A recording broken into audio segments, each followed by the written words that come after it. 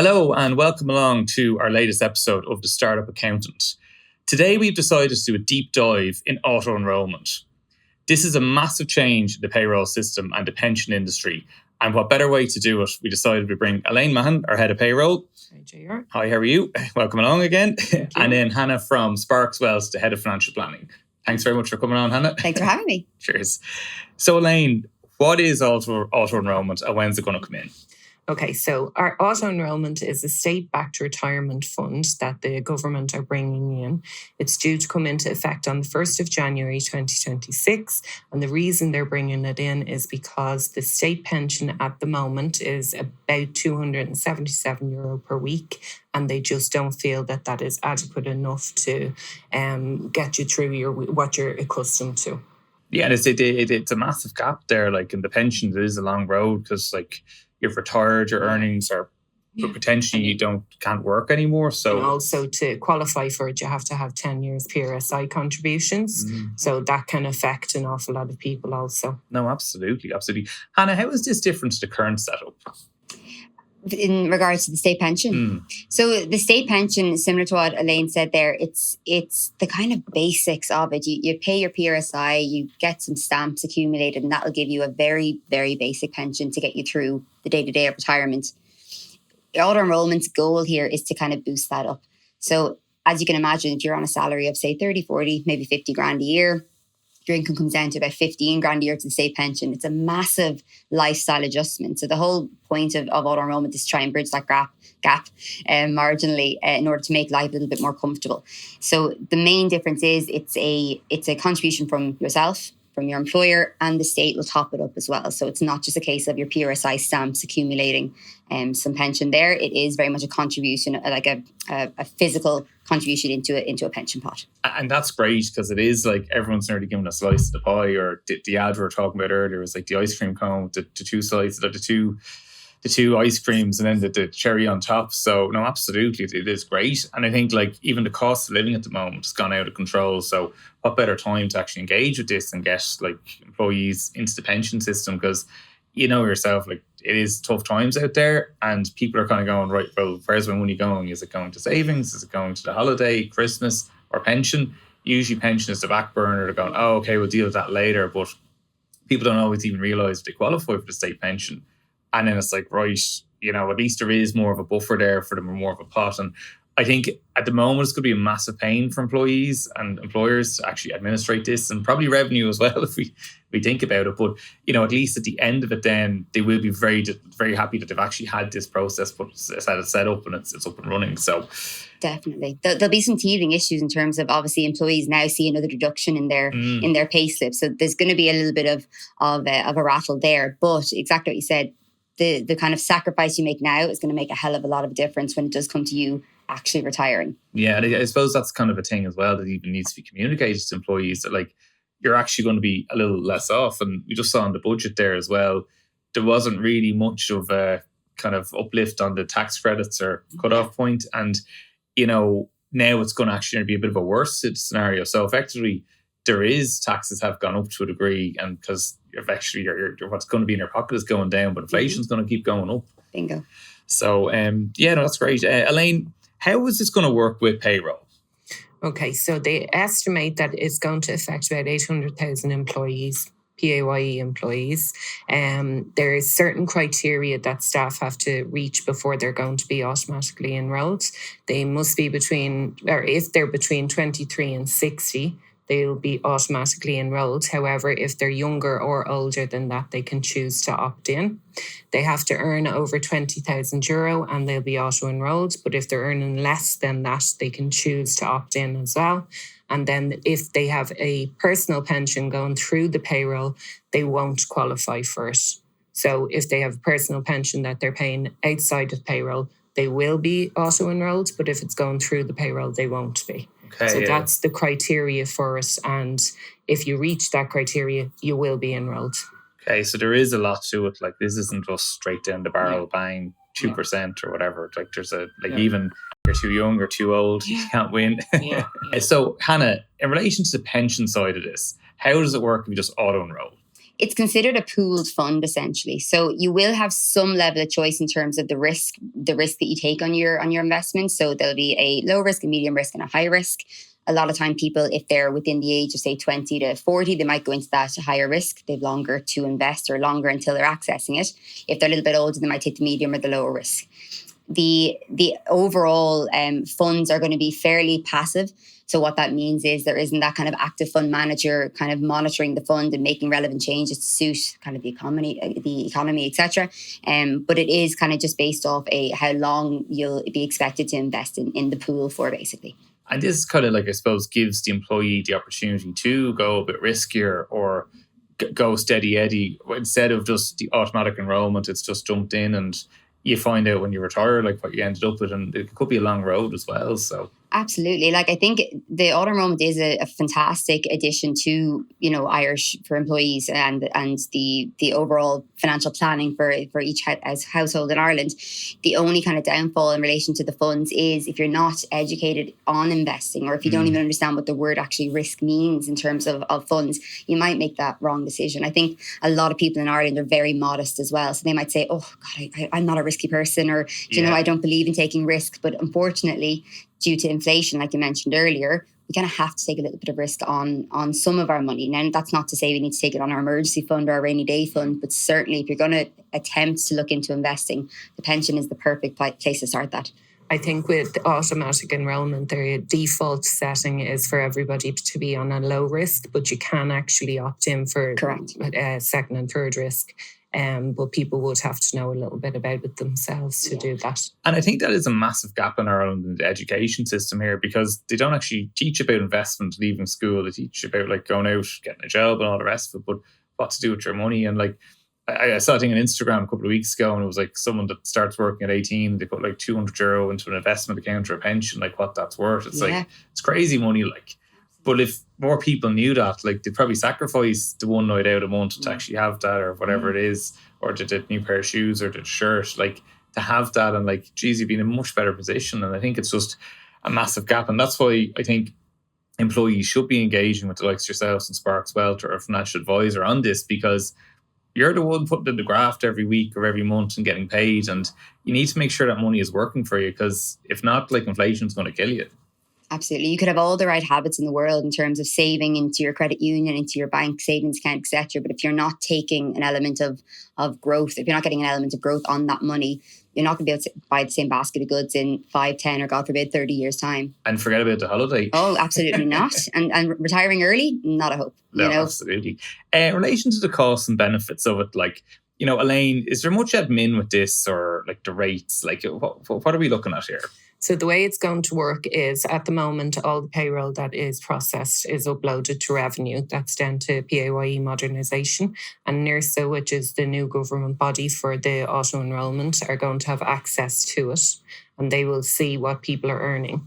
So therefore, they're going to assess who qualifies and send out an AEPN, it's called, to the payroll, and let them know how much the contribution is for that week. So each week, the AEPN will have to be checked, and then it gets uploaded through the payroll system, and the calculation is worked out, and then it has to be sent back to NIRSA. And once it's sent back, the payment has to be made by the employer for the employer and the employee contributions. Wow. So this is like another payment going out of the company's bank, client's bank. Yes. So not only do you have PAYE once a month coming out 3 or 4 weeks after it's been paid, you now have this constantly going and out. It has to be paid however often you take it off. So if your staff are being paid weekly, you have to pay it on a weekly basis. Okay.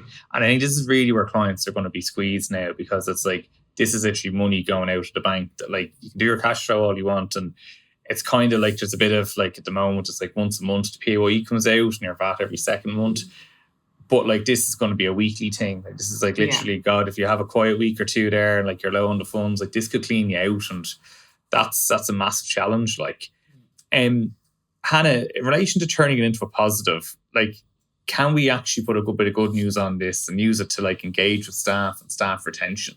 Absolutely. Like at the moment, I've been meeting a lot of company directors that have said, look, whether we like it or not, we're going to be down the 1.5%, which is the employer contribution for each employee.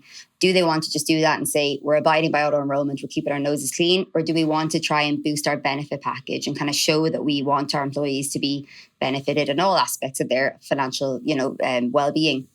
So a lot of companies have done like some sort of structure whereby it's the 1.5% from the, for the first, say, 6 months of an employee's contract. When they pass their probation, the opportunity to go up to a matching contribution, maybe of 2% or 3%, etc. So there's definitely scope there for employers to make this a really, really positive addition to their benefit package for employees. And I think even getting like an employee in front of someone like yourselves at Sparkswealth to educate them on like investing, inflation, interest, all the rest of it. Like even like say, like putting money into like this instead of paying down your mortgage early or something like that. Like there's so many things there. People think they're like they know what it is, but they don't really know the full picture. So there is a cost, and it's going to be a headache for companies and businesses. But like unfortunately, this is the world we're now living in. But the cost is there either way. So with auto-enrolment, you don't really have much control over it. You're not 100% sure how much is going to be coming out each week, stroke month, because you're unsure what the contributions nurses send over are going to be. So at least with a private pension, you do have a little bit of control over it. And I think they're paid on a monthly basis as well. They are. It's a monthly direct debit, basically. Oh, okay. Yeah, there's a lot of, like I said, there's loads of positives about auto-enrolment. Like what you said earlier on, people in hospitality. I was in hospitality when I first, in college and stuff like that. I was no more thinking of a pension. And if I was, I'd be in a totally different situation than I am now, So I think it's fantastic for people who maybe are doing hospitality, their hours are a bit uneven. Maybe they're going to do, 6 months here, 6 months there. At the end of the day, it is this kind of mutual pot whereby they'll tip into it throughout their 20s. When it comes to anyone kind of above that bracket who maybe do want to take a bit of control over their pension or like that, they just would love the option to go a little bit earlier or to make their money work harder for them, get a bit of tax relief, the big word. The private pension will be more optimal, particularly if you're on salaries over the 44 grand, the higher tax bracket. Absolutely. And it is the 45 grand when this kicks in, isn't it? So the auto-enrolment's going to kick in for salaries over 20,000. Oh, yeah, sorry, 20,000. Exactly. But when it comes to private pensions, if your salary is 44,000 and above, you'll get tax relief in a private pension. But unfortunately, with the auto-enrolment, you do get that cherry on top, that 0.5%. But when you equate that to what 40% relief would be on a higher salary, you're getting more bang for your buck in your private pension. So this is a massive area that a lot of employees need to sit down and really crunch the numbers and say, get the calculator out. Absolutely, I'll do it for you, no problem. And that's kind of where you sit down and see, okay, again, auto-enrolment's fantastic. It takes the thinking out of it for the employee. Like I said, it's another deduction on their pay slip. They don't have to worry about it. But are they getting the most bang for their buck? Probably not. Are they getting exposure to, well-performing funds? Maybe not. Will they have accessibility to it before they're 80? Probably not. We don't know yet. It might be in line with the state pension, and sure, that's forever being kind of pushed out. Absolutely, yeah. Like you're just kind of really like have to go with the flow with it. And Jesus, I never even thought about 80 being the retirement age, but Jesus, it could be. It could well be, absolutely. Time, you don't know. Yeah. Then right, so I'm a business. I want to prepare for this and like be ahead of the curve. I don't want to be coming to January going, oh God, what's going on?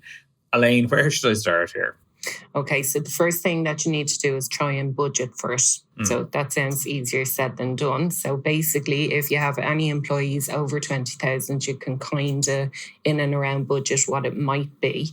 But what you have to bear in mind is that if an employee has 2 employments, all income is taken into account. So if they have 2 employments and they're only earning 10,000 with you and 15,000 with their other employment, then the 25,000 will take them over the threshold and they will be automatically enrolled.